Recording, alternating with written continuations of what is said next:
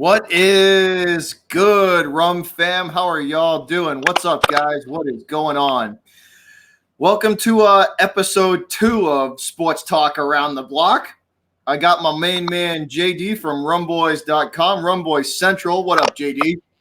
What's good, man? How's it going? It's always good to be on the show with you and on Rum Boys After Dark. So let's get into the daily topics, bro. Let's get right into them, man. What's up, Cushman? Let's get right into them, man. What do you want to start with? Well, I just wrote we were just talking about it before you started streaming. I just wrote an article about the consequences of the Cowboys having to sign Zeke. It's on rumboys.com, and I wanted to get your opinions on that for sure going forward. So what do you think the consequences are of signing Ezekiel Elliott? Well, one, I mean, me and you talked about it off screen a little bit. That's a massive contract. Massive. Like, that's going to reset the running back. Like, that'll reset the running back market for years. So that changes the league as opposed to the Cowboys. Consequences of Cowboys? Yeah, no doubt. It resets the whole league for what running backs are going to get now. What's up, guys? What's up, Finsanity, Mike, and Cushman? Thanks a lot, guys. Thanks for stopping by and tuning in. Nathan Spratt, what's up, guys? So, yeah, it definitely resets the league, man. It sets a new precedence. It's big consequences for the Cowboys, though, because to me at least, they've pretty much set themselves up with a 3-year window now to win a title. Because, I mean, the rookie contracts are coming to an end in 2 or 3 years. You know what I mean? So, and not to mention, you're going to have guys like Cooper. You're going to have guys like Amari Cooper. You're going to have guys like Dak are going to want money, and these contracts are going to come up on the Cowboys. The two big ones to me are Amari Cooper and Leighton Vander Esch. And they're not going to be able to pay them guys with the money that they have tied. They correct me if I'm wrong, JD, but they signed that what's up, diehard Giants fan? They signed that cornerback, right, to a big contract, right? Byron Jones. They signed. Yeah, right. They just signed him to a big contract. They just a couple of days ago they just renegotiated.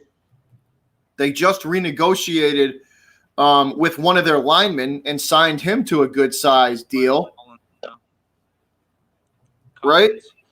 Yes, sir. Collins, exactly. Yeah, so they signed him again, and then obviously you're gonna have to dump money into Dak to keep him here if you believe enough in him to keep him here. It's like there's just simply not gonna be enough money to go around when a lot of these contracts come up in 2 years, 3 years. It's so the consequences are big for them, man. Like I said, to me, it's a ticking time bomb. They've given themselves 3 years to win a title.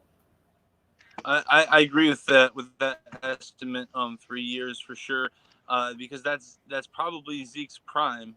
And if it goes any longer than 3 years, it won't be much longer. And I don't see them. You win in this league by pocket passing. You look at the Final Four of quarterbacks in the playoffs last year. Look at who the quarterbacks were. It was Drew Brees. It was Jared Goff. It was Tom Brady. It was Patrick Mahomes. All pocket accurate passers, guys who are accurate. They deliver. Every one of those guys has accuracy over 60%. Yeah, and they're throwing for yards too. They can get it done when they need to. It's funny. What's up, diehard Giants fan? All those guys are precision passers, and Tom Brady actually was probably the one passing. I see you, Nick. And you look at Dak Prescott, and I just see him as a guy who, and I write this in the article on rumboys.com about the consequences of what we're talking about right now, of them paying Zeke, is that Dak, he's a guy who doesn't win you games. He doesn't throw the game, he just doesn't make it worse. He basically, he's not going to win you a big game, but he's not going to lose it for you either. Yeah, if your team plays well, he'll play well, but if they don't play well, he plays like crap. Yeah. Oh yeah. So not pay that person big money. You need a guy to change the tide of the game. and that's not who Dak Prescott is. Yeah, no, I agree. And you know for a fact he's going to be looking for his money. You know he's going to be. He wants he's to me that's going to like can you they're not going to be able to pay Dak $25 million with that money they get tied up in Zeke. Dak's going to be offered under 20 again. If they pay him, because they offered him 30 already, if they paid him $30 million now, or more than $30 million, anywhere more than $30 million, they would have to cheap out on everyone else. They would literally lose on everyone else. Yeah, they're going to lose a lot of players. And you really want to tie your wagon to Dak Prescott? Look at the Packers. The Packers for the last 7 years have just been their team has sucked. It's just Aaron Rodgers is making them relevant every year. He just tears everyone up, and he's so talented that he's worth every penny because he keeps them in contention. But at the same time, the young guys got to step up, and they don't draft very well. The Cowboys do draft well, but they're about to tie their wagon to Dak Prescott and Ezekiel Elliott for a really long time, and you might not want one of them in 5 years. This is what I'm like. This is what I mean. You're looking at a 2 to 3 year window, and if you don't win one in those 2 to 3 years, you're gonna that team, because of the cap hell that they're gonna be in. JD, they're gonna be decimated. You might as well say goodbye to Cooper and Van Der Esch right now, because they're not going to be able to pay them what they're looking for. You see, the Bears have a similar conundrum in that we're looking at Trubisky do we even want to pay this guy big money in a couple of years? He's kind of the same caliber as Dak Prescott, where he's not losing us games, but he's definitely not going to throw us into victory. He's not going to just throw up 400 yards and make us win a game. That's what you need. You can't. The quarterbacks that are worth $30 million are the ones that they can put the entire team on their back and carry it to victory if they need to. You want to go through all of them? Each one that are worth $30 million and over? I'm telling you that they've all. I could almost guarantee the quarterbacks that are worth $30 million have won Super Bowls. Let me list them off. Patrick Mahomes is worth over $30 million. Yep. Obviously. All right. Russell Wilson. He's the guy. He's bubble for me, but I will give him this. The guy just finds ways to win. I think he's worth it. I think he's worth that much. Let's go even further. Is Derek Carr worth as much as he's getting? He's got $28 million. No, not even close. Derek Carr is a $16 to $18 million quarterback. I would pay him if I'd pay Derek Carr before I paid Dak Prescott $30 million. What about Kirk Cousins? No. Not even close. If those two aren't worth $30 million, then Dak Prescott for damn sure is not worth $30 million. I'm telling you that right now. That's what I mean. Dude, he's a $16 to $20 million guy. That just because they're getting money doesn't mean they're worth it. 16 to 20, bro. I would not pay him more than 20 because they're you know what I mean? No way. No. I wouldn't either. But I would pay him over 25. There's but this is what I mean. These consequences, you're gonna actually lose, by they're gonna give Dak as much as they humanly possibly can to keep him there with Zeke. But like I said before, Cooper's gone. You might as well kiss him goodbye in 2 years. Leighton Van Der Esch, he's one of the best linebackers in the league. Gone. Bye. You don't have them. There's one way to do this, though. There is one way, and that is to franchise Dak Prescott like the Redskins franchised Kirk Cousins for a few years. But it only keeps them there for the year, though. You know what I mean? Yeah, that's kind of why I agree with your 3 year window, because Dak Prescott's up after this year, and in my opinion, they shouldn't sign him to a big deal. They should just franchise him. Now the Don move. This is I hate to bring it back to the Patriots, but the Don move, like the Don move to do.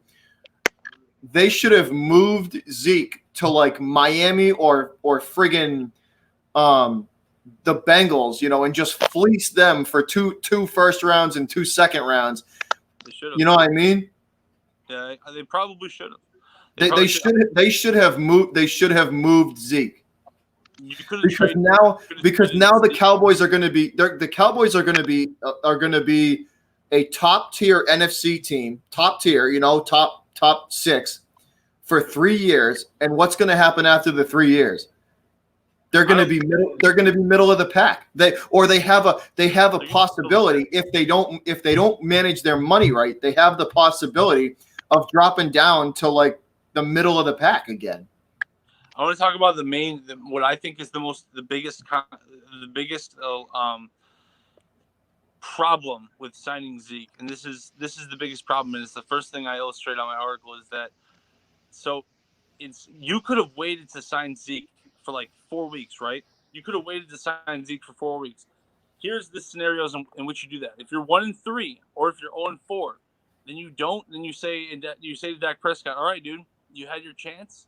You could have thrown your way into a new contract. You could have kept us in the running, and then you would have gotten a new contract. But now we offered you $30 million. Now you get $22 million a year, and that's your offer." And on the other hand, if he does go 4-0, if he does go 3-1, you can say, "All right, Zeke, we don't even need you, man. Like, you should take our money. You should take like $2 million less." So like you lost leverage on both scales by signing Zeke. You lost leverage on both scales. So that was my main point, and it's so damn true. No, yeah, like if there was ever a time to prove that Dak was more important than Zeke, it would have been if Zeke held out. Absolutely. And the fact and here's the thing, like you said, you let Dak work himself into or out of money. You let him do it himself. They should have. It's a genius. But see, this is what the Cowboys do, though. This is why this stuff happens to them. It's like it's just poor money management. It's poor money management on their end. Do you get to hang on to one of the best running backs in the league? Absolutely. But you literally just cost your team after that 3-year window. You just cost your team the next 6. Yeah, I don't think the future is great in Dallas. I think that if they don't win this year, they're kind of screwed. Yeah, you're kind of screwed. What do you do with Dak Prescott after that? So it's kind of they went all this Super Bowl. That's kind of funny though, Giddy. There's a lot of those guys this year that it's like there's a lot of guys this year where it's like if you don't see growth out of them, teams are going to have to make some big choices. Like do you stick with how much time and effort, not only money, but how much time and effort are you gonna dedicate to hoping and praying that that Prescott develops into what you hope he's going to be. Like, you can't wait 5 years for that to happen. I feel like they've waited long enough. Yeah, there's a lot of guys like that. Like the biggest one for me, another guy on that same bubble is Trubisky. If I don't see growth out of Trubisky this year, Chicago's going to have to make a decision with him too. Oh, I think if we don't see growth out of him, then his contract year will be spent fending off a rookie that we draft high and in the first or second round. I absolutely think this is the case, and I think it should be the case because we have to get in on this Khalil Mack window. We have to get in before Roquan Smith, Leonard Floyd, and Goldman and Akeem Hicks. You cannot. The Chicago Bears cannot let that defense. They cannot let that defense go to waste. They have to put an offense together to like right now. Yeah, within the next 2 years, they have to. And here's something I thought too. It is something to consider and it would be the craziest thing of all. And I don't want to be like the guy who's just had these crackpot theories, but Matt Nagy really, really likes Alex Smith. He really likes him, and I wouldn't mind if we brought him once he recovered, obviously, because he's not ready yet. He just tore his legs apart or leg apart. Yeah. He's not healthy right now, but you could bring him on in the near future because Chase Daniel's not a real backup. I mean, he's not. Chase Daniels is about a step above Nathan Peterman. Right. He's exactly. That's a great way of putting it. He's not a real backup. Alex Smith is a real backup. He groomed Patrick Mahomes, and not only that, but like if you're having trouble with Trubisky and you want to move on from Trubisky, you could have Alex Smith come in, and behind that good offensive line that you should pay, which I have another article about that, why they should pay the offensive linemen over Trubisky, and if they don't, they're just stupid. Like if the Bears decide to pay Trubisky and forget about the O linemen, it's over. I mean, like it's over. The offense is done. Yeah, but I think that's we're a little bit smarter than that. Yep. No, absolutely. BKB, what's up? Ryan, what's going on, guys? What's up, Karam? What's going on, fellas? Pirate Gang. What's going on? Pirate Gang pulling up in this afternoon. Pirate Gang. Arg. Yeah, so if you guys don't know, the article that we were just talking that we're kind of talking about is up on rumboys.com. JD wrote it. And it's the consequences of the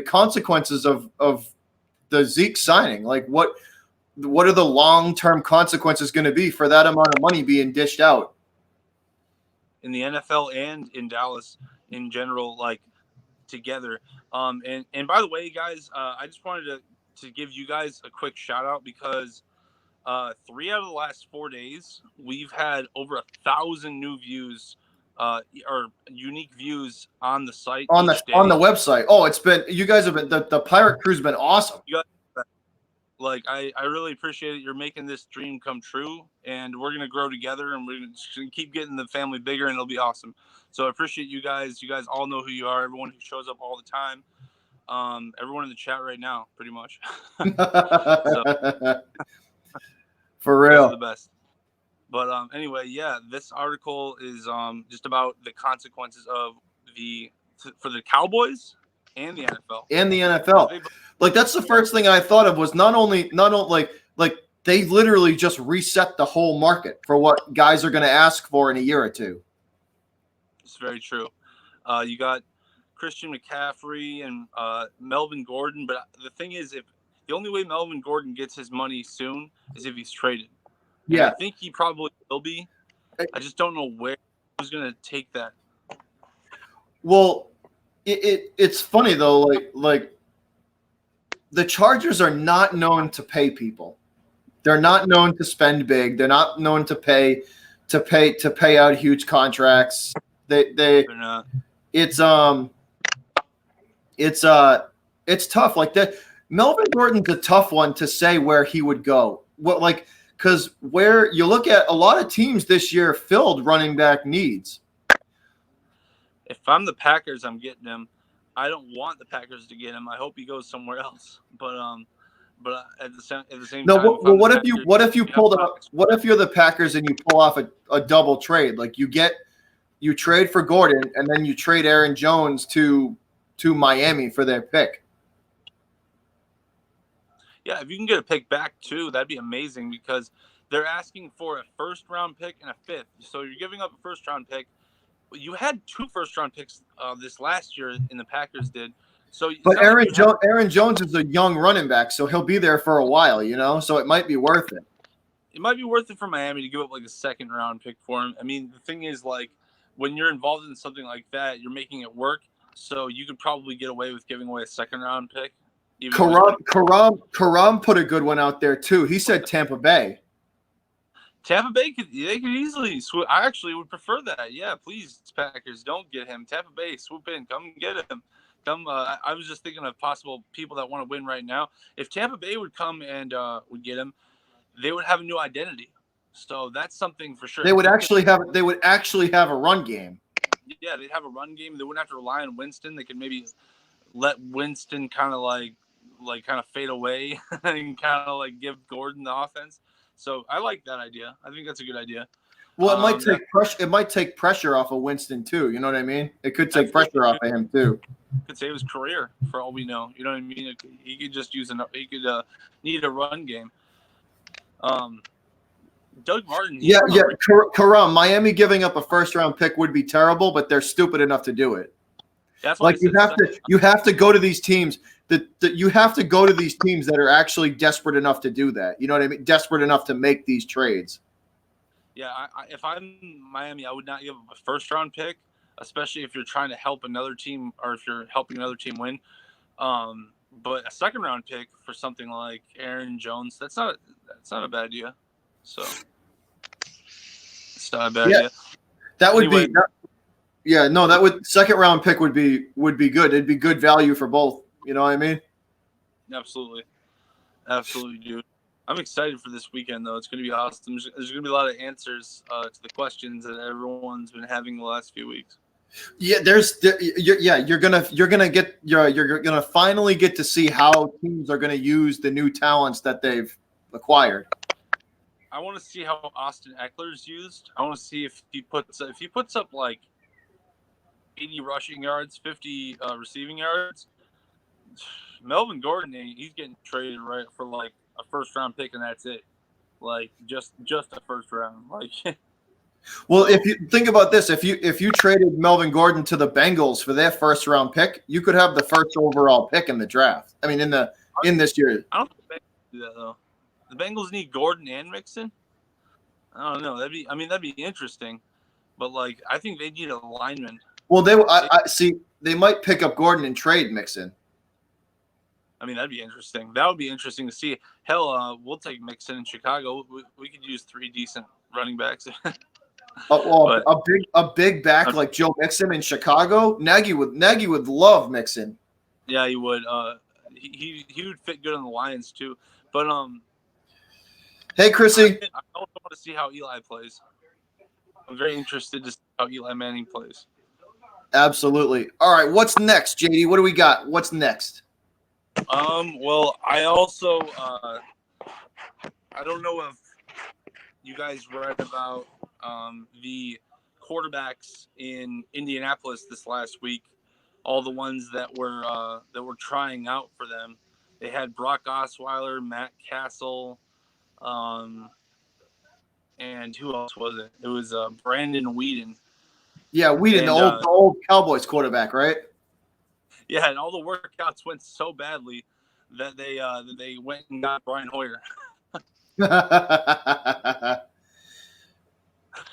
I thought that was pretty funny. That happened this week, or not this week, last week. And then what else? Todd Gurley.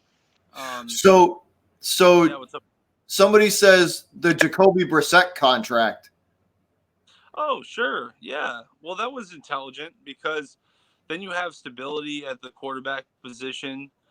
But can you believe they literally paid him $28 million a year? That's what he's getting. He's getting $28 million this year. I mean, Jim Irsay, he's just trying to kind of like say, oh, you know, I feel like Jim Irsay is kind of crazy. Jim Irsay might have partied with Patrick Chung that night that he made that contract. Yeah, because that's ridiculous. He offers stability. That's what. And Jacoby Brissett, he offers you stability.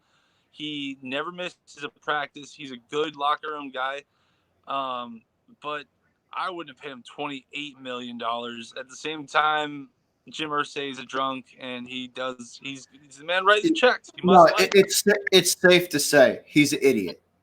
Also, who's going to pay? Here's the thing. Who else is he going to pay? Like, you're going to pay quarterback. Like, you're going to pay at least $15 to $30 million quarterback. I don't think he had a choice. Yeah, because he could leave and go get $20 million elsewhere. So he's just like, screw it, dude. Stay here. Be a really good guy. Keep making me look good. You know. And that's what happened. I mean, Jacoby Brissett. Jacoby's agent is good. Jacoby Brissett is in my opinion, he's an 8-8 guy.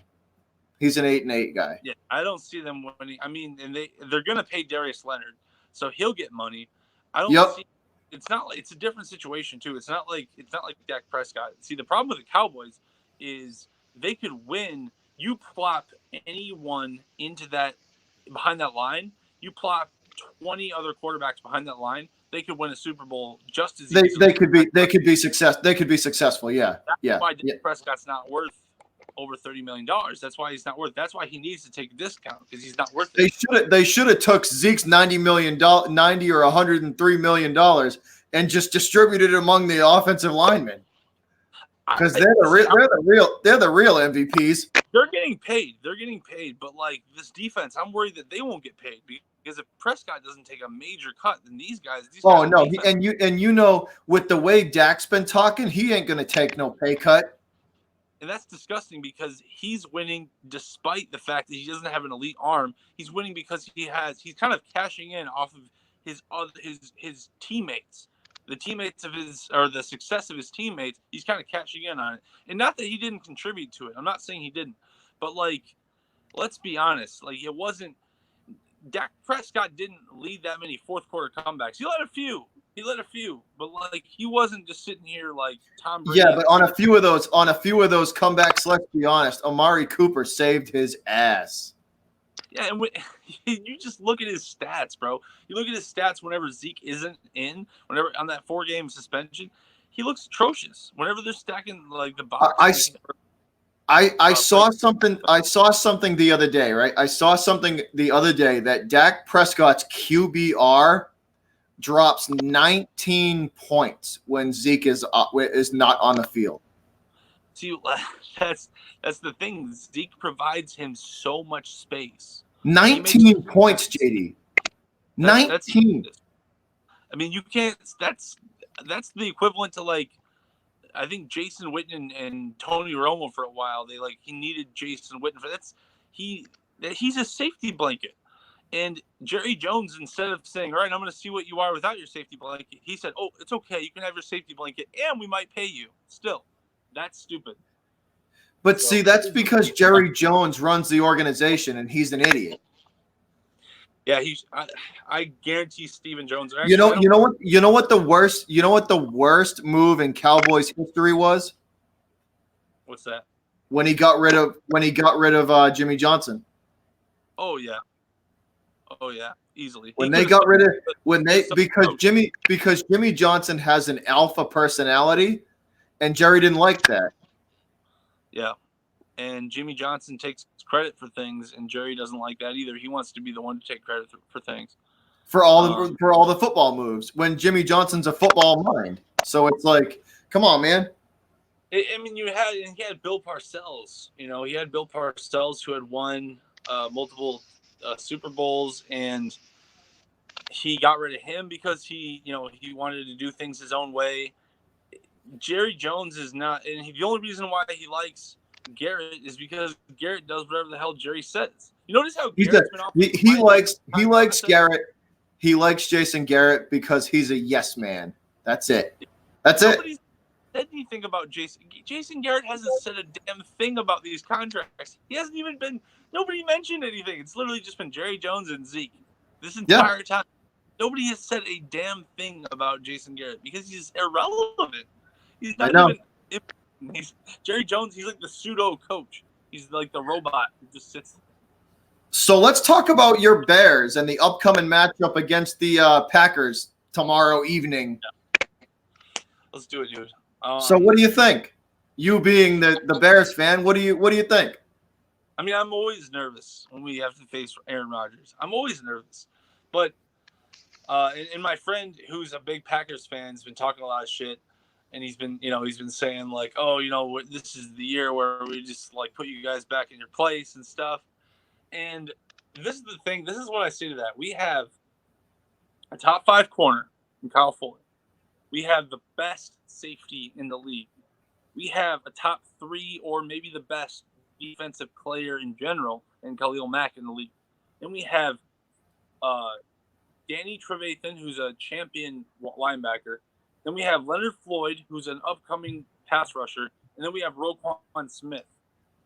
And not to mention all the big boys up front, who I won't even get into. All those guys, like, it's hard for me to say that we're not just going to annihilate quarterbacks this year. It's going to be a sack fest. I really do. Like they talked about it in Jacksonville a few years ago and in Denver a few years ago. I think this is going to be even better of a pass rush than the Bears had last year. I really do. I think it's going to be even better. I don't know if we're going to have the same defense overall, though, because we did lose Bryce Callahan. I don't even remember where he went. I keep forgetting. I've been reminded a few times, too, and I don't remember. But and Adrian Amos. And that sucks. But we still got all these guys on defense. And then Nick Kwiatkowski. He's been looking amazing in preseason. So I feel good. I feel good about our chances. But if it turns into a shootout, I'm scared. Hey, what's up, Goose? What's up, Pat1984? What's up, guys? Thanks for tuning in. Nick Howard in the house. Gio, what up, Gio? What's up, guys? All you guys are the best. But yeah, it's I'm with you. I think if you got either the Packers or the Bears D, I think it might be one of those times where you might want to stay away from it, especially if this thing turns into a shootout, because it ain't going to be fun. That's scary. If it turns into a shootout, Rodgers will probably win that one. We got to keep him on his ass. If we can keep Rodgers on his ass, win the game. But the best way to beat the Packers is to keep Aaron Rodgers on the sideline.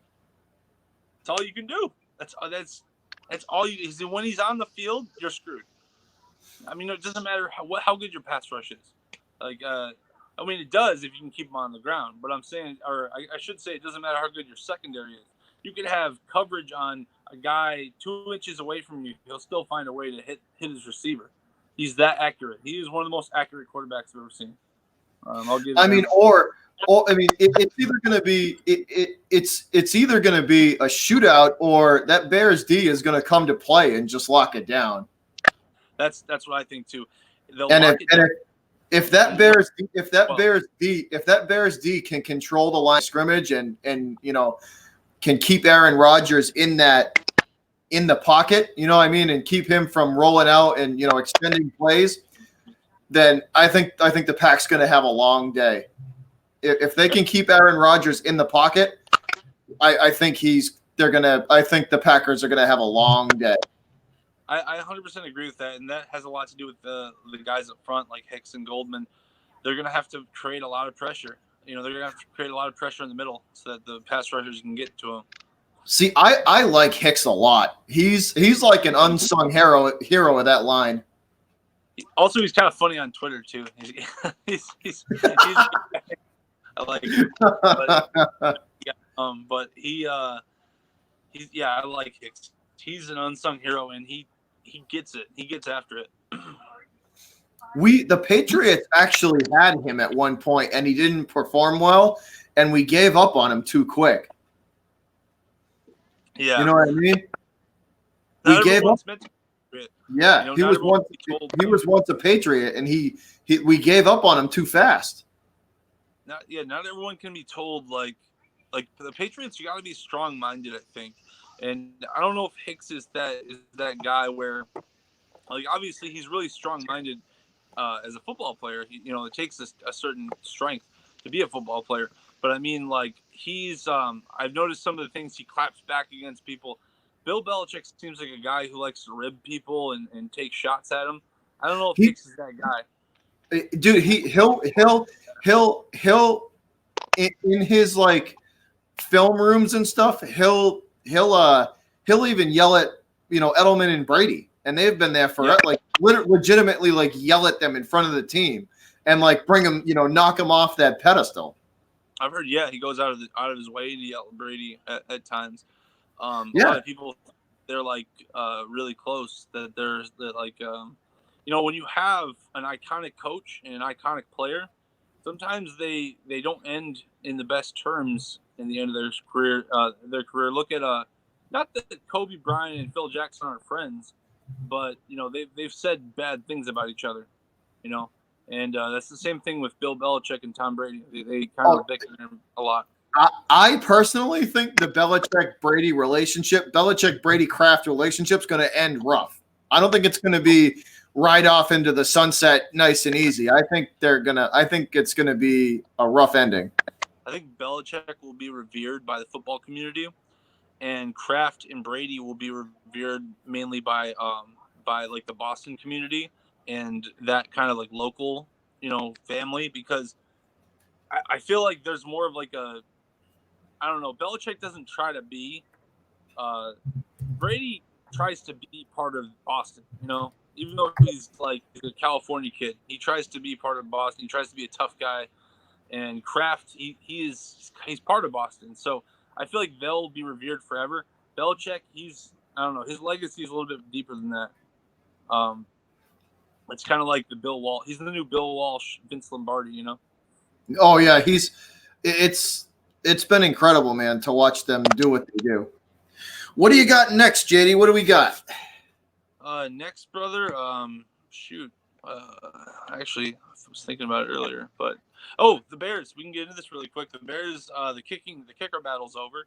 That happened. Is it who won? Who won? Who won? Eddie Pinheiro. Eddie Pinheiro is the winner, and he's. I forgot what school he's at. I think it was Florida. Yeah, he went to Florida, and he's just pretty good. I mean, he's not like he doesn't get nervous.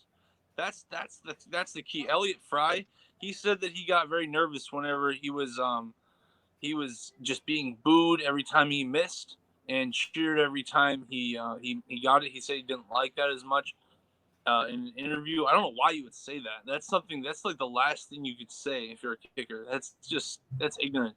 But Eddie Pinheiro, he said he's confident. He loves the pressure, so that's why he won the job despite kicking. I believe it was 2.5% less than Elliott Fry. He has a lower percentage than Fry in practice in preseason. But look, man, if you can stay calm, believe we saw what happened to a kicker that didn't stay calm for Chicago last year. Exactly. That's why he won the job. That's what it's about. It's about being confident. It's about telling your boss, "I can do this, and I'm the guy you want." That's what it's about. And Nagy having confidence in him to send him out there. Absolutely, yeah, absolutely. If Nagy doesn't you saw his face after Cody Parkey kicked that. He was furious. Oh, dude, he happy. I don't think he talked to anybody for about a half minute. I don't think he said a word to anyone for like a half minute. That hit him hard. And you know what? That's what I love about Matt Nagy. I told you about how I went to the training camp and how he was just so kind to everyone. He was such a leader. He just walked out the field. Everyone was like, "Oh, there's Matt Nagy. There's Matt." It was great. And I love how invested he is in this team. It makes me feel good about who we got. Yeah. So. No, if that Bears D picks up where it left off last year, they're going to be a force. Yeah. And Khalil Mack's one of the best defensive guys I've seen play in a long time. He was overwhelming in training camp. He's so fast for a man that big. I was just going to – yeah, like for somebody his size, like I don't understand how he can move that fast. The lightning speed, you can't even see his legs. It's unbelievable. It's not. It doesn't. Television doesn't even do it justice. It really doesn't. But it's crazy. You love to see it though. You love to see when your team finally puts things together. Both of our teams are probably Super Bowl contenders this year. Definitely in the conversation. Obviously, you guys have been Super Bowl contenders. I was like 9.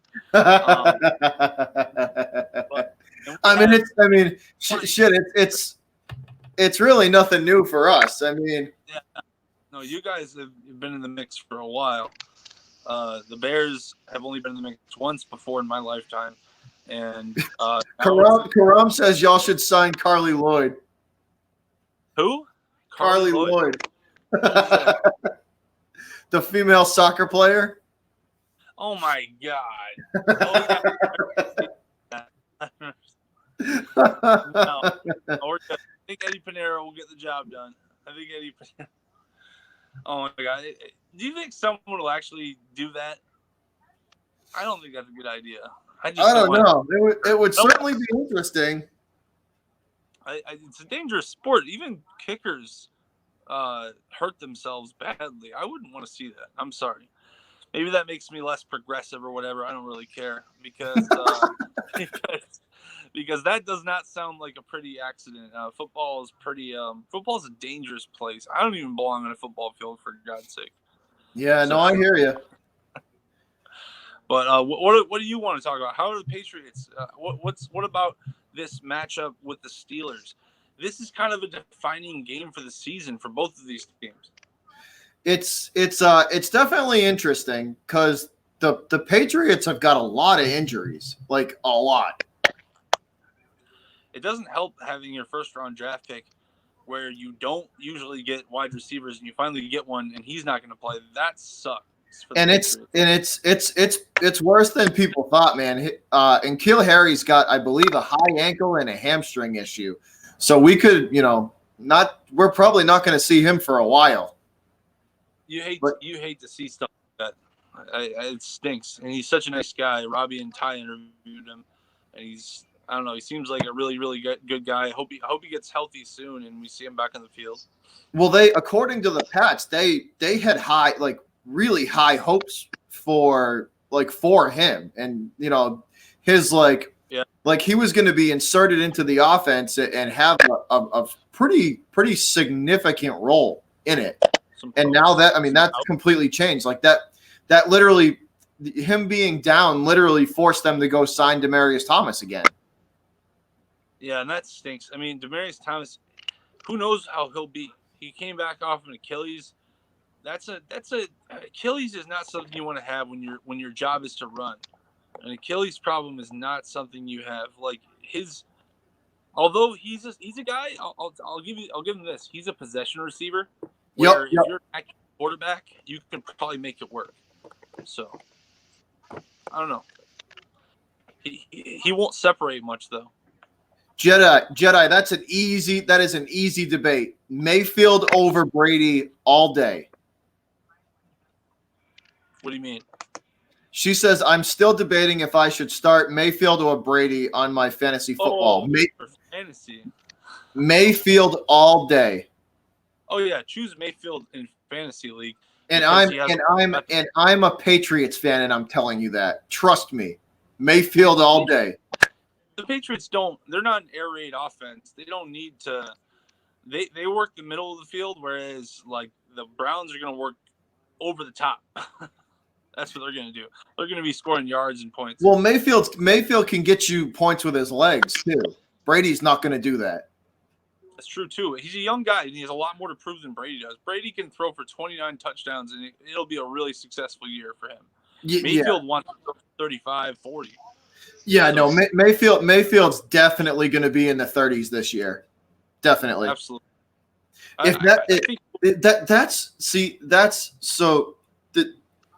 Just to get away from the Pats and Steelers for a sec, that Browns offense and just the team in general, that Cleveland team, they're one of the biggest question marks that I have this year.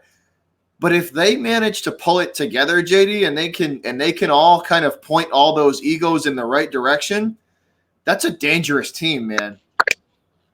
They have the right guy in Baker Mayfield at the helm to point those egos in a good direction. I think the only person that I want besides him would be like Drew Brees or Tom Brady, because of the ego. And here's the thing: Baker's ego is a little bit like Brady's ego, but he's a little bit more boisterous about it. He has this chip on his shoulder, but at the same time, he's all about the team.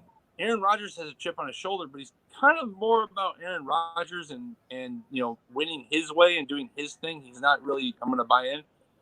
Baker is that guy that's going to galvanize. That's the word I think of when I think of Baker Mayfield on the field with other players. I think of galvanization, saying, all right, guys, let's go. We're going to go win this. We're going to go. He reminds me of Russell Wilson a lot. Like you saw him do it last year, bring those guys together on the field and just focus their energy and into what they're doing. If he can continue to do that, and they gave him even more weapons this year to work with. So it's There's no excuse. Yeah, he's got to win. That if they don't win that division with the amount of talent that they have offensively and defensively, it's a disappointment. That'd be the word I'd use, is disappointment. I think they should have won at least 9 to 10 games. Freddie Kitchens, here's the thing. I don't know why, and I question greatly. I don't know why the media just kind of skipped over this, but Greg Williams came in there. I believe he went 7-2. All right. This is after you just went 0-16 and 1-15. Yeah. He went 7-2 with the same roster, and you fire him. Why? Nobody asked that question as to why. Everyone just said, "Oh, well, they hired Freddie Kitchens." Oh, well, that's moving on. Hired Freddie Kitchens. First of all, yeah, I get it. Okay, Freddie Kitchens called the plays last year, and he did a good job. Fine. But, like, why would you get rid of the guy? You know, why would you do that?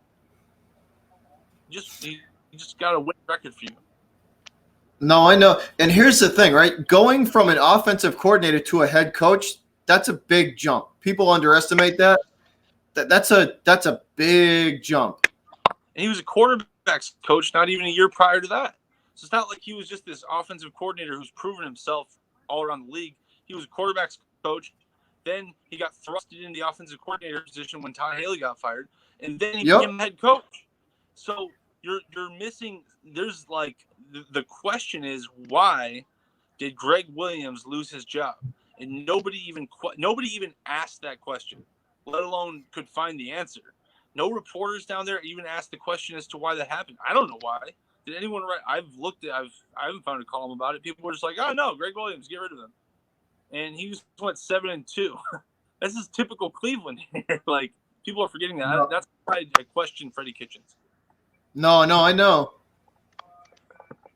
This is bad. Bad stuff. What do we think there in the chat? I actually don't have it open because I only have my phone up. I think Karam agrees. He said they had to deal with Manziel before that, but they have Baker now. They don't even know what they want. They don't know what they want. It seems like Joe Lancome, he just wants people to or is it Joe Lancome? Or is that the wrong guy? Either way, the Browns front office.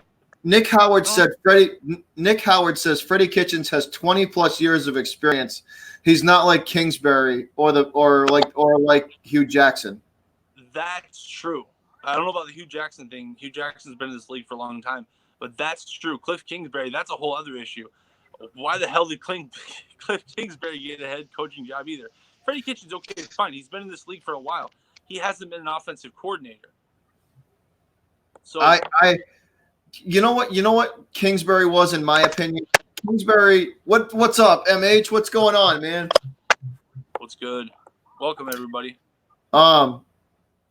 Kingsbury got the job because, in my opinion, they were looking for the next Sean McVay.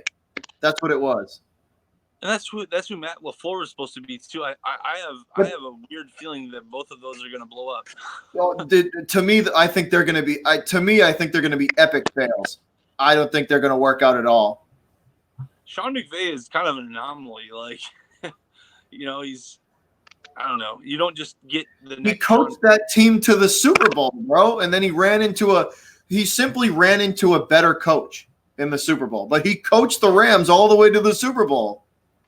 And he had good schemes in the Super Bowl, but the Patriots had answers for all those schemes. No, I know. He simply ran into better coaching. He ran into better coaching. That's all that happened. The Rams are still going to be a good – I don't know if they'll be back in the same spot they were last year, but they're a good team. Still going to be a good team. Since we're talking about the Rams, let's switch to the other article I wrote. I think it was yesterday I wrote it about Todd Gurley. I don't know if you read that one, but it basically said that he has an arthritic component to his knee. He's had this problem for a while. Sean McVay even said in sorry. In the he even said in when being questioned by reporters, he's being questioned a lot of things, and he kind of just mumbled it off. But he basically said that they will be starting all 3 running backs, and that Gurley probably won't get as many touches as he used to, and that his workload would be challenged or would be managed by all 3 running. It's not a huge story right now, but I did hear McVay say that. Do you think that's a big deal? Well, here's it. Not to like bring a fantasy aspect of it in, but if you drafted him expecting like numbers what he did 2 years ago, forget about it. You need to take what you got from him last year and take about 20% of that off, and that's more realistic of what you're going to get. I 100% agree with that. I think that I think he's going to go under 1,000 this year. I think he's going to be about 750 to 850. And I think they had buyers for Morse in Los Angeles. I think that they did. They've even said that the Gurley contract was a bad contract. That 4 years was a bad contract. The organization has admitted that it's a bad contract. And that's crazy if you really think about it, because it's crazy to think about that because he was supposed to be this cornerstone. That's why I worry about Ezekiel Elliott in about a year or two. What if he develops some sort of chronic injury, or you sign him for 6 years, and you're guaranteed to pay him at least about $8.5 million a year minimum. That's if you cut him. That's if you cut him in like 4 years. If you cut him in 4 years, you only have to pay him $8-something million a year over the next 6 years. But you are still locked in to pay him something for 6 years. And I just think that's absolutely crazy. If you think if you're Elliott is, you're basically banking that Elliott is going to be this transcendent running back to take you to the Super Bowl, unless you're delusional on how good Dak Prescott is, because they both have to be amazing. And honestly, I don't think it has anything to do with Dak Prescott or Ezekiel Elliott. I think it has to do with the lines, both the lines, the offensive and defensive line, and those good defensive players on like Byron Jones, Dalen Smith, now Leighton Vander Esch. They have all these guys. If they're gonna win a Super Bowl, it has to do with those guys. It doesn't have to do with anybody else. Yeah, no, I definitely agree. I agree.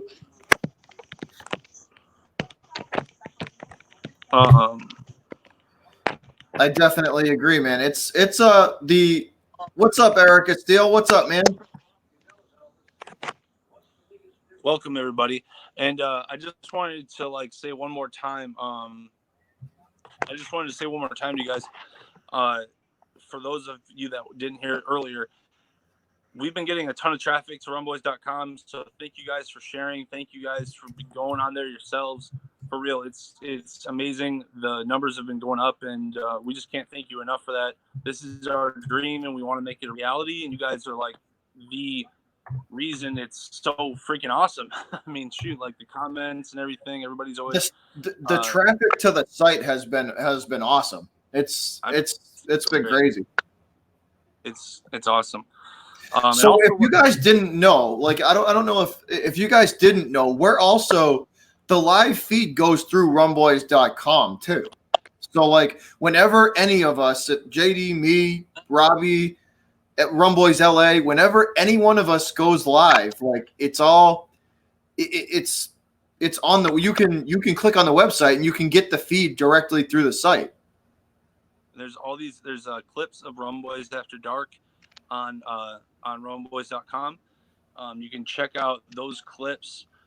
They're just basically all over the topics and stuff like that. There's snippets of the topics that we go over.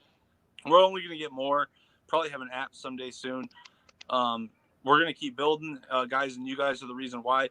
And also, if any of you guys want to blog about a team, just let me know at jtrio92 on Twitter. But moving on to the next topic, there's a couple interesting matchups this week. Let me quick for us. There's going to be more than a few good games, JD. Yeah, we're gonna do our pick'ems on Friday night, I believe, for Rum Boys After Dark. But we can talk about a few of the matchups that are happening. Yeah, there's going to be some good football on this weekend for sure. Yeah, it definitely will be interesting. The best game is the best game has got to be Patriots versus Steelers and Bears versus Packers, but I also like Texans versus Saints. I was just gonna. You stole my damn thunder. Texans and Saints going to be a good one too. That'll be a really good matchup. Because the Texans, let's be honest, the Texans defense is weaker now. They lost some of their defensive guys. They did. Well, I mean, it could be addition by subtraction, but we don't know that yet. It could be just subtraction. And I'm very curious to see how dominant JJ Watt is anymore. I feel without Clowney next to him. Just with all his injuries and everything, that's really what I think about. Not necessarily with Clowney. He used to be able to take on two people, like bounce off one of them, roll off the other. Now I don't know if he's got that in him left. I feel like his brother's going to be a better player this year than he is, and I want him to prove me wrong. I like the Texans. They're not my second team or anything like that, but as far as AFC teams go, I definitely root for them sometimes because I like Deshaun Watson. I am devastated when the Bears didn't take him, and now Mahomes. But at the time, I was devastated when they didn't take Deshaun Watson because he was clearly the best. He was the best available quarterback by anyone's. I mean, if you have a brain, in my opinion, he was the best available quarterback in that draft. Obviously, like here's the thing, JD. Think about Deshaun Watson on the Bears. I don't want to. Because he lacks a line, and he still puts up those numbers. And if he had a line and a run game and a quarterback, that's what I mean. You guys, it's NFC title game, bro. Like that's an easy thing. If you had Watson on the Bears, so accurate. People don't even talk about how accurate he's. He's probably the most athletic / accurate quarterbacks. One of the most / athletic and accurate quarterbacks I've ever seen. He can play the pocket. He can bounce outside. I mean, he's amazing. The only thing that worries me about him is the fact that he tore his ACL. And he's gotten nicked up before too. But again, he has a crappy O-line. If you put Aaron Rodgers behind the Bears O-line or Deshaun Watson or Patrick Mahomes, they're going to be really good. Patrick Mahomes has a good line already. So it's interesting because I mean, I like Mitchell Trubisky. I'm not trying to trash the guy. And a lot of Bears fans are like, "Oh no, go ahead. You go ahead." So what are you gonna say?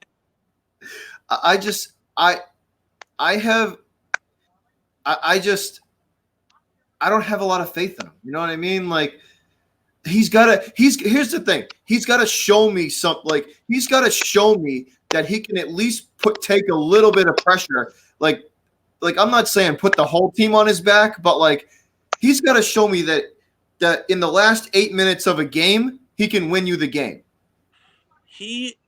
Well, here's the thing. I'll give him credit and then I'll tear him down, all right? All right, go for it. In the last 5 minutes of the Eagles game, he was probably one of the most competitive players on our team. He was throwing good passes, but here's the problem. And I'm not going to talk about one game because actually that game represented pretty much his entire season. That was a microcosm of his whole year, that game. It kind of was because he did make plays, but he missed so many little plays, so many easy gimme plays, so many just if that were a more composed quarterback like Brady or that wheel route that he overthrew what's his face for the touchdown. That's a gimme. You have to have that play. Now he hits Trubisky. Trubisky lands that ball in stride. Game over. Bears win. We win. That's the thing. And I'm not going to be a Saints fan and just be like, oh well, we should have done this. Whatever. Okay, whatever. That's fine. I'm not going to try to rewrite history. But that's something. If Trubisky's looking back in time, he can say, all right, guys, like I have to work on my short game. he's a playmaker. Trubisky is a playmaker, and that's why they liked him in college, because he could make a lot of plays in college because the game wasn't as fast. Basically, that's why he was so good. The problem is he has those like even in practice. This is a really good example. In practice, he missed a 5-yard pass and he overthrew him by like 4 yards. And Matt Nagy just sat there like this. And then what did Trubisky do? He started doing push-ups. Yeah.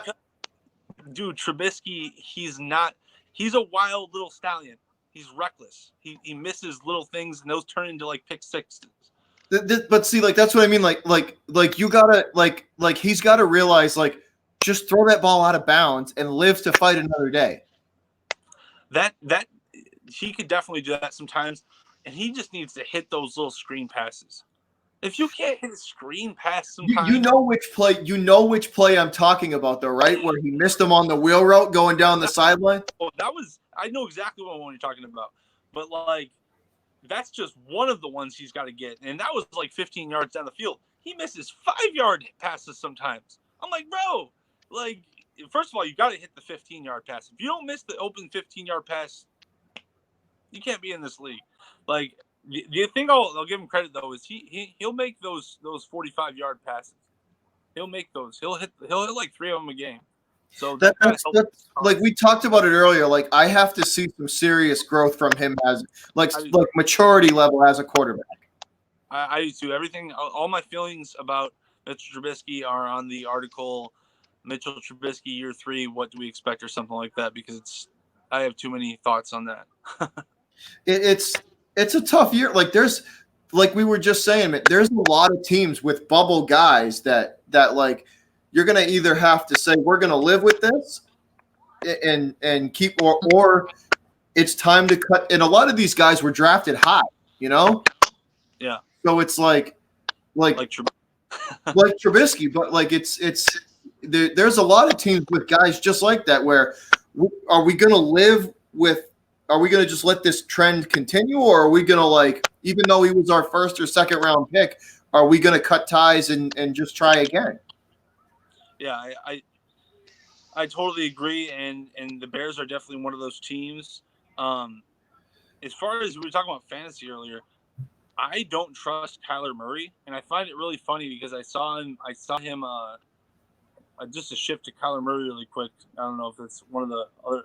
I don't know if we have any Cardinals fans in here, but I saw on fantasy they had Kyler Murray projected ahead of Ben Roethlisberger, who just threw 5,200 yards in fantasy last year. Yeah, I thought that was a little crazy. That's a little too optimistic. Crazy. That's a little too optimistic. I don't think he's going to be this Michael Vick that everyone thinks he's going to be. No, little guy, and no offense, but he's too small. I mean, all they got to do is grab one limb.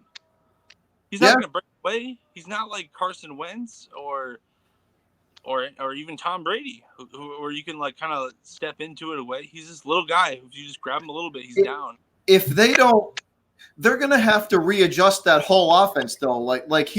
If you don't get him moving out of the pocket and get him on the run, like, you're toast, dude. He can't stand in a pocket for 2 seconds and deliver a ball. I just don't think he can do that.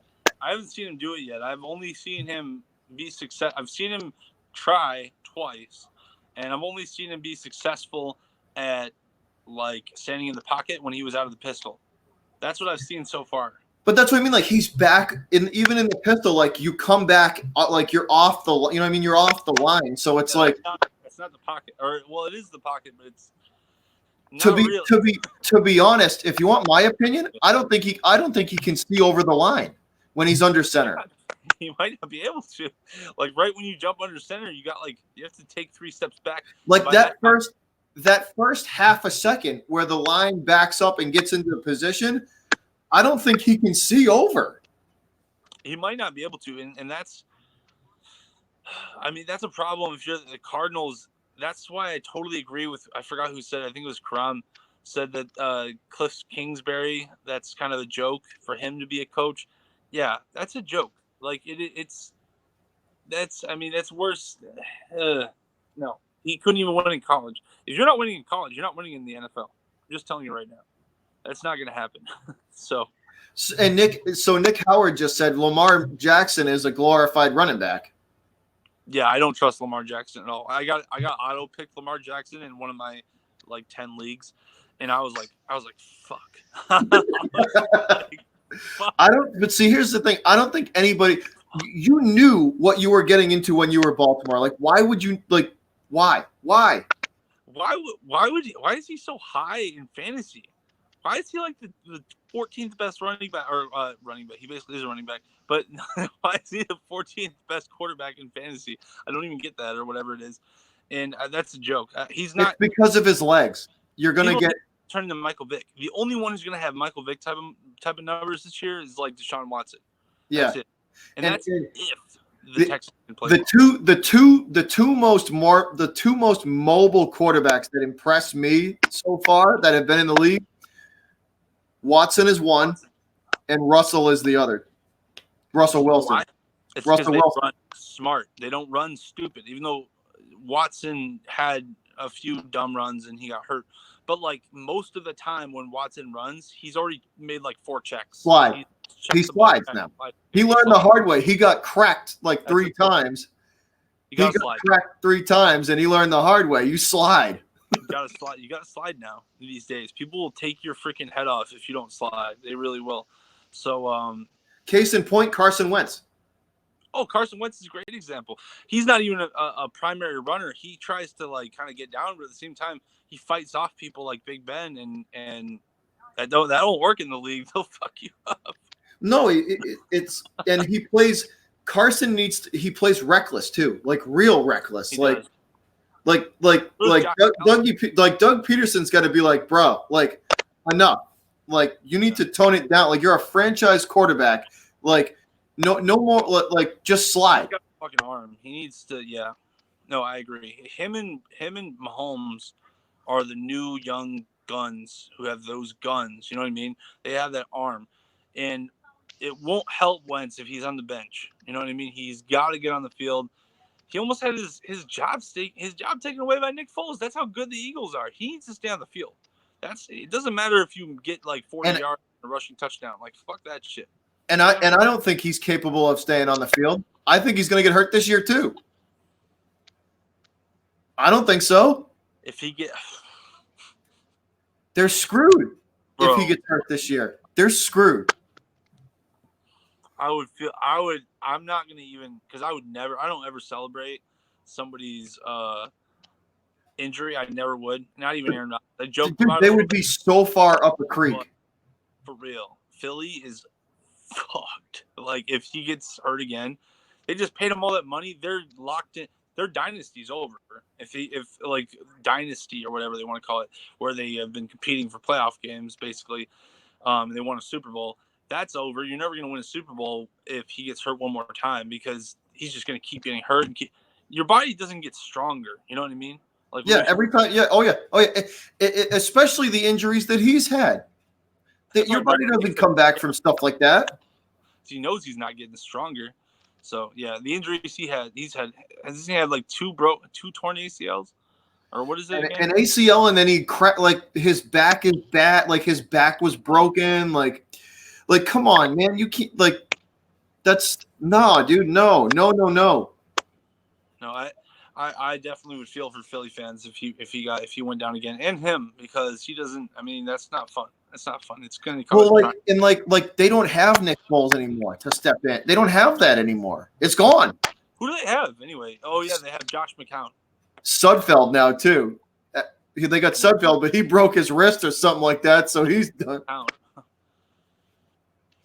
I mean, McCown isn't the worst, but I don't think he's Nick Foles. He's not going to win you a Super Bowl. I don't think.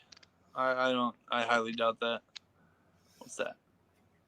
Nick Howard says on an X-ray, Wentz's back looks like the Bears C. Thanks, baby. What's that? He said Nick Howard says on an X-ray, Wentz's back looks like the Bears logo.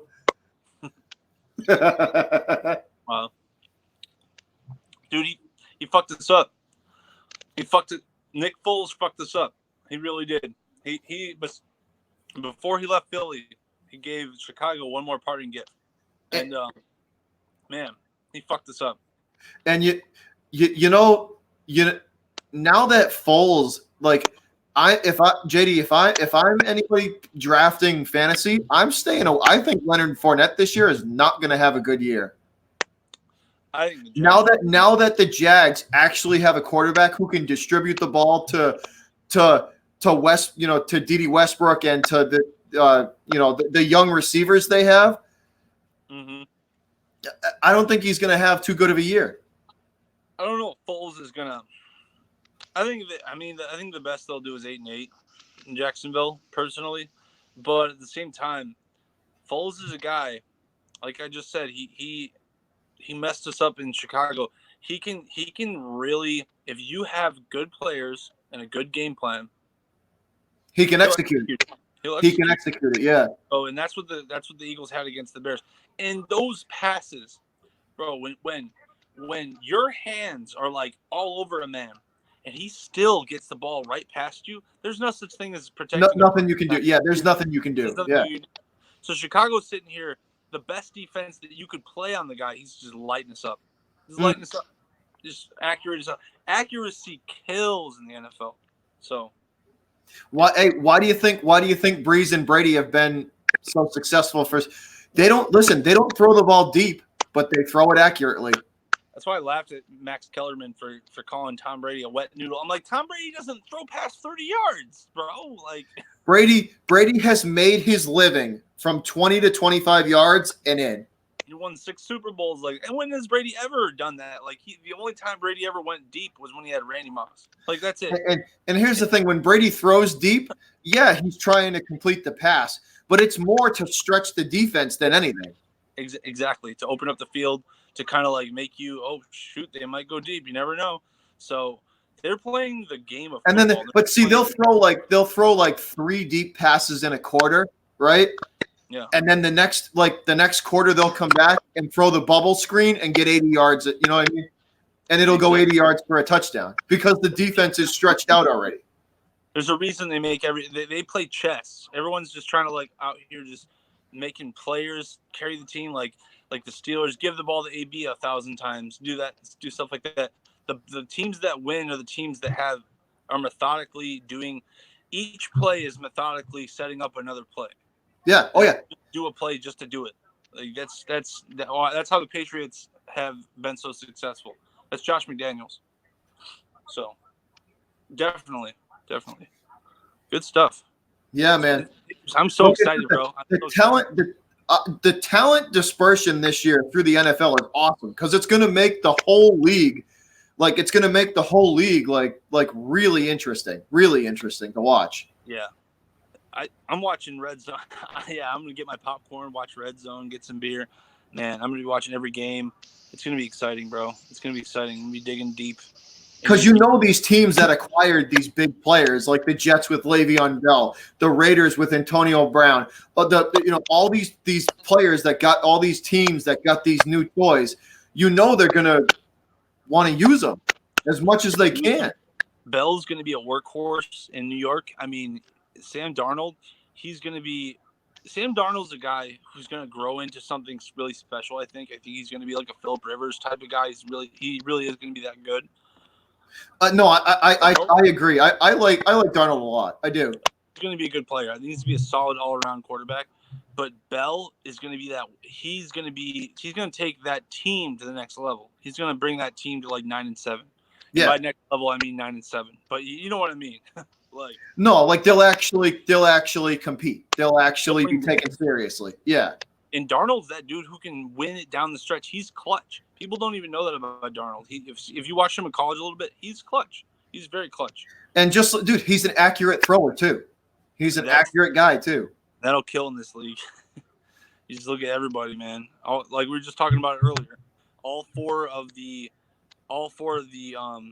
championship game quarterbacks, all 4 of them accurate. Accurate throwers. Yep. 60%, 59.5%, 60% and up. It's not Lamar Jackson. It's not Josh Allen. It's not Jameis Winston. It's the accurate guys. Yeah, it's So, the guys who can deliver the ball in tight windows and who can do it over and over and over. Like, those that's short throws too. Like yeah. Trubisky, we were just talking about that too. Those short throws are so important, man. It's And gonna be you great. can't, dude. This game is a game of inches. You can't one. You saw it last year. Patrick Mahomes missed 2 throws in the AFC title game that were wide open by this much. He threw it over the guy's hands, and they were wide open touchdowns. And everybody knows how good he was. You know what I mean? If everyone knows how good he was all year, and it just takes that one play, man. And then the Patriots win the Super Bowl. And that's it. That's what I mean. It's a game of inches, and that's why Belichick stresses those inches. That he's maniacal about it, but that's why they win. He cares about all of his players know the rule book really well, and they know how to edge the rule book. They know the inches. They know like he emphasizes like it's the little things that win you games. The little things, all the small things that you need to execute well. Belichick is an evil mastermind. But he is, man. He's an evil genius for sure. What else is everybody talking about? Anybody else have any topics for us to go through?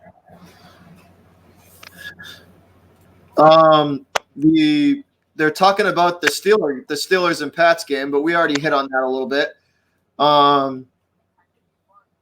Nick says he's got Dede Westbrook and he thinks he's going to have a good year. I think Dede Westbrook will have a good year this year now that he actually has a quarterback who can get him the ball. I think for fantasy he'll have a good year. I think he's going to be a good wide receiver 3 flex guy. That's what Dede Westbrook's going to be. He's a good pick later in rounds for sure. If you can get him, 8, 9, 10, good pick. Oh yeah. Good backup flex pick. Definitely. No question. Falcons, Vikings, who do we got? Karam wants to know. Well, we're going to get into more of that at Rum Boys After Dark. Yeah, so Rum Boys After Dark, we're doing our pick'ems this Friday. So stay tuned for that, guys. That'll be Friday night at 9:00. But I'll say this. I think Matt Ryan is going to have a good year this year. And I think that Vikings D, I'm sorry, QC, but I think that Vikings D is a little suspect. So they're getting older, and people. So I'm gonna go Falcons on this one, but not by a lot. Maybe a 3-point game, but I'm gonna go Falcons. The Vikings always make me nervous, but yeah, they're getting older. So I'm not gonna dismiss them though. Diggs and Thielen this game are gonna feast on the Falcons defense though. Depends on Cousins. Is it a primetime game? Are the cameras on him? Because if they're not, he'll be fine. If they're not, he'll throw for 400 yards. But if it's a primetime game, he'll throw for 150 and 3 picks and a defensive touchdown. And he'll have the worst posture ever. Hey, I can't say I'd be better. I don't know. But he said no. So Karam said no. It's a 1 p.m. So no cameras on him. So he should be fine. He'll be fine. Cousins is gonna throw for 450, bro. He's gonna dominate. No, I'm just kidding. I don't know. Those are 2 good passing teams for sure. Yeah, I think it depends on secondary can kind of make their presence known. Or whose pass rush can make their presence known, or both. So I think I'm gonna look at the defense on those. If we have to go strictly pass rush, I think Minnesota has the upside on that one. Even though the D line is older, I still think they have the advantage there. Well, it's gonna be interesting. I mean, Dan Quinn's playing for his job potentially. Yep, he's on the hot seat this year, man. Yeah, because the reason why they've been bad. Well, here's the reason. A lot of people are like, "Well, he just went to the Super Bowl. Why would that be the case?" the reason why is because he's the defensive head coach, and their defense hasn't been that good since the Super Bowl. Since the Super Bowl, the defense has not been that good. It's been okay, slightly above average at times, but for the most part, it hasn't won them games, and that's why you hired Dan Quinn. So you didn't hire Dan Quinn to win you games on offense. So no, I agree. I agree 100%. Yeah, it's a year for him. But yeah, guys. So Rum Boys After Dark, we're going to be doing all of our pick'ems. That's definitely going to be something we're going to get to on Rum Boys After Dark for sure. So make sure you guys tune into that to see who all of us are picking. Yes, and we want to hear your picks too. During Rum Boys After Dark, you guys can either say like if we're crazy or why we're wrong. Definitely, that's always nice for feedback. Otherwise, you can do that online too. You can always go to rumboys.com and comment and tell us why we're crazy. That's always welcome. We appreciate it. You can always say we're out of our minds on the website. Go for it. Post it in the blogs. I love that. No, I seriously do. Like I had this Cowboys fan. Was it a Cowboys? Yeah, it was a Cowboys fan. So I think it was on one of my Dak videos. He was saying how stupid I was, and I was just like, all right. I mean, if you want to pay him $40 million a year, that's on you, buddy. I think I know.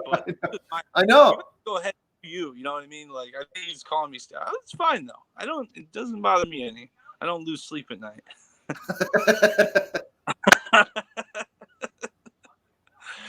Anyway, yeah, exactly. Like always welcome. Feedback is always welcome. Yeah, guys. No, absolutely. We love the feedback. But definitely go to rumboys.com. Come to Rum Boys After Dark.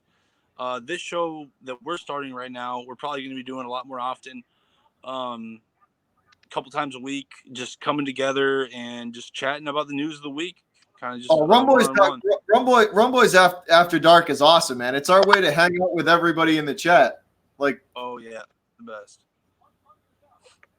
It's our way of hanging out with you guys. It's like Friday. It's Friday night. Like we discuss the sports and we hang out with the Rum fam, man. And your comments are always on the feed and everything. You guys can debate along with us.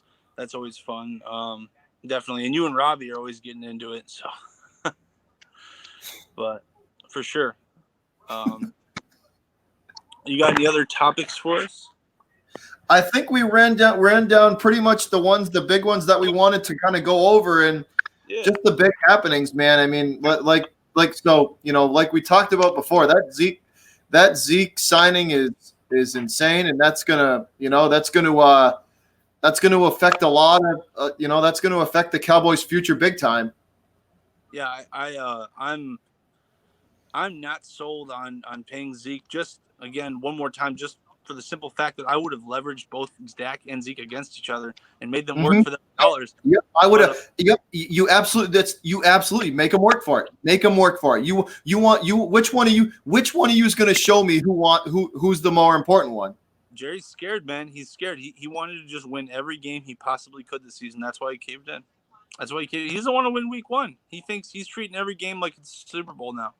So that's not smart. It's not going to work out in the long run. You look at the Patriots; they use the early regular season like it's preseason. But that's the big topic. And definitely go to rumboys.com. Check out the article, "The Consequences of Signing Dak Prescott." Yep. Or Ezekiel Elliott. The consequences of signing Zeke, guys. The article's up on the website rumboys.com right now. And chime in, man. If you all got opinions on it, we want to hear them. Chime in. What do you guys think? Let us know, man. Like write in the blogs what you guys think of the signing, because it's, to me, like, I've heard mixed stuff, man. Cowboys fans, some like it, some are thrilled that he signed, and some are more apprehensive like we are. Oh, I see the chat now. Finally, I didn't even notice I could do that on StreamYard. That's good to know. Wow. Okay. Man, JD roasted that Cowboys fence up. I didn't even try to roast him. I was just telling him, like, you're crazy if you want to sign that guy. But anyway, the last thing that we haven't really talked about, I guess, is that Jared Goff quietly got his extension for $110 million guaranteed. I think he deserves it. So there's not really much to say on that. I think he'll be a great quarterback for them. No, man. I think that's they paid him because they think he's his guy. He's that dude. He's the guy. I think he's the guy. I mean, he's an accurate thrower. He doesn't usually. I mean, in my opinion, the Rams for the Super Bowl last year, they simply ran into better coaching. Yeah, they ran into better coaching. Karam asks, "Will the Cowboys versus the Giants game be close?" I'm gonna go with yeah. I think the Cowboys are gonna go into that game, and I think they're gonna go in thinking they're gonna come out of there with with an easy. I think they're gonna underestimate the Giants a little bit, and the Giants may punch them in the mouth a little. I definitely think that I think the Cowboys will win, but yeah, I think it'll be close. For whatever reason, the division battles are always close in the NFC East. You know what I mean? Like a team could suck but still beat the first place team twice. It's weird. Oh yeah. No. It's definitely one of the more competitive divisions. Definitely. Well, at least when they play each other, that's for damn sure. Brett says you blew it last year. The Rams blew it last year in the Super Bowl. This year they're going to be 10-6. They will get a wild card and maybe move to the divisional round. That's a bold prediction. What makes you think that, Nathan? Is it the fact that Todd Gurley isn't going to be the same, or why do you think they'll take a step backward? I agree with you, actually. I don't know why I agree with you, but I don't agree with 10-6, but I do agree with the rest of it. Yeah. I think 10-6 or 11-5. I think they're taking a small step back. I don't know why. Maybe it's the Super Bowl. They were 13-3 last year, right? Yeah. So they're an 11-5. They're an 11-5 team this year. Then 11-5. You don't just grind out 13-3, 13-3 every year unless you're the Patriots. Like it's not something that you'd really do that often. I know it's kind of awesome, isn't it? Yeah. I mean, for you guys, it sucks for everyone else. Karam says, "What do you think?" The weather is awfully nice up here, JD. Up on this perch way up here. I'm moving sometime soon. I'll probably move to Illinois, but I'm moving sometime. And Karam says, "What do you think of Derek Carr? Is the most pressure on him? Is there? You know what? I don't. I don't. The pressure's on Gruden. It's not on Carr. That's what I was gonna say. I see, from me at least, I'm looking at John Gruden like, bro, you better get this shit together. This guy just threw 30 touchdowns with like 8 interceptions in Derek Carr. He's actually got talent. You're the one who has to put a game plan together, not him. See, I don't think Gruden can. I don't think he can coach in this new NFL. I don't think his coaching style translates. That's why I think they're having so much trouble. I haven't seen evidence to suggest that he can, because he I don't know. He just doesn't. He's got to start winning right now. Otherwise, I feel like his legacy will be tarnished forever, because he won. His legacy was already tarnished because he won with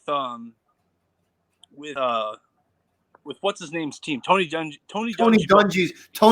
team, and then fell off after that.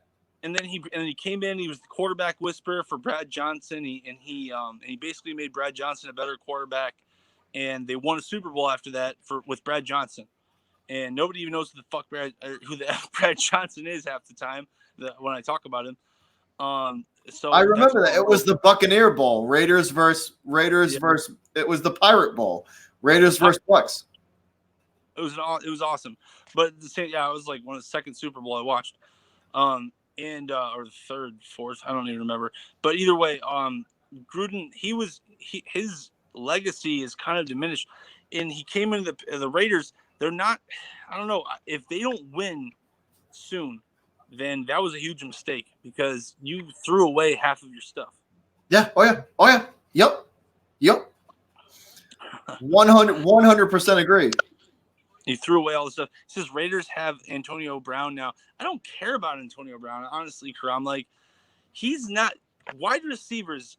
Colin Cowherd talks about this. wide receivers are the icing and not the cake. They really are. So Nick Howard said, "What are our thoughts on the Redskins cutting Dotson?" I heard he didn't have a good camp. I heard his camp was terrible. I've heard from Robbie how bad all their wide receivers are, so it doesn't surprise me. You know, that sucks. But so if that's true, if he did have a terrible camp, then it really doesn't surprise me at all. He says AB is he'll have a good year because AB is one of the best. Dude, T.O. didn't have a good year when he left Tony Romo. T.O. didn't have it. Listen, people don't just leave their star quarterback and have a good year. The CTE has gone to AB's head. Vontaze Burfict fucked his shit up, and ever since that hit, he has never been the same. He should never given him all that money. The dude is a head case. Everyone loves even the Steelers, even Mike Tomlin and the Steelers were like, bro, enough, and shipped him off to Oakland because they couldn't take it. Dude, I'm telling you, it's not going to work out. It's not going to work out. It didn't work. The Raiders always do this for some reason. They get like a star wide receiver because they think, oh, the star wide receiver will and they blow it. And they blow it. Randy Moss had his worst seasons with the Raiders. Yep. Jerry Rice had his worst seasons with the Raiders. Yeah. Antonio Brown is going to have one of his worst seasons with the Raiders, I promise you. This is just Derek Carr. Nick Howard says he's got his own form of CTE. It's ABCTE. Oh my god. That's funny. Oh god, Nick. But yeah, man, it's going to be an interesting season. I'm pumped that football's back. You know, it's that time of year again, man. We're going to get to see how all these guys produce, how it unfolds, and you know, this year's going to, you know, at the end of this year, we're going to get to see. We're going to have a lot of answers to. You know, once again, I think at the end of this year, the NFL could look a lot different too, because I think some guys are going to be on the move if they don't perform.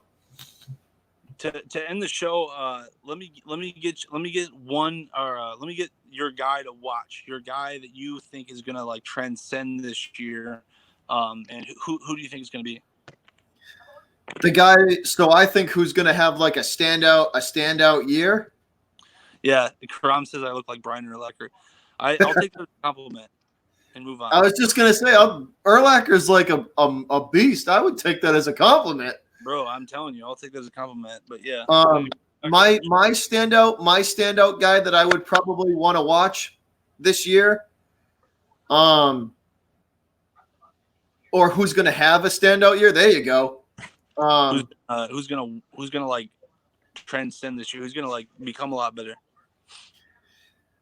I think I'll have to think about that first. Give me a sec. You go. Give me a minute and let me think. If you got an answer. Because I really got to think about that for a second. I have a hot take. Sam Darnold will have a better year than Baker Mayfield. Really? That's a hot take. It's a very hot take, but I'm gonna say the guy that I think is going to have a standout year, if everything falls into place, Baker Mayfield could cement himself as one of the top QBs to look forward to in the future. That's what everyone wants to happen. If everything, let me reiterate, that is a big if. That is a big if. Everything goes down, yeah. Ow, sorry, 1 second. Damn, that sounded like it hurt. Yeah. DMJ is flaring up. Friggin' hurts. But hell yeah, I appreciate you having me on the Butcher's Block as always, my man. It's been a good time. Yeah, so that's what we got for you guys today. Sports around the block. Just some basic, you know, some news that's going down, and on our thoughts on what kind of to expect on the upcoming season. But thanks again for watching, guys, and we will catch you guys later. Peace, Rumboys out. You guys, Rumboys out. Peace out.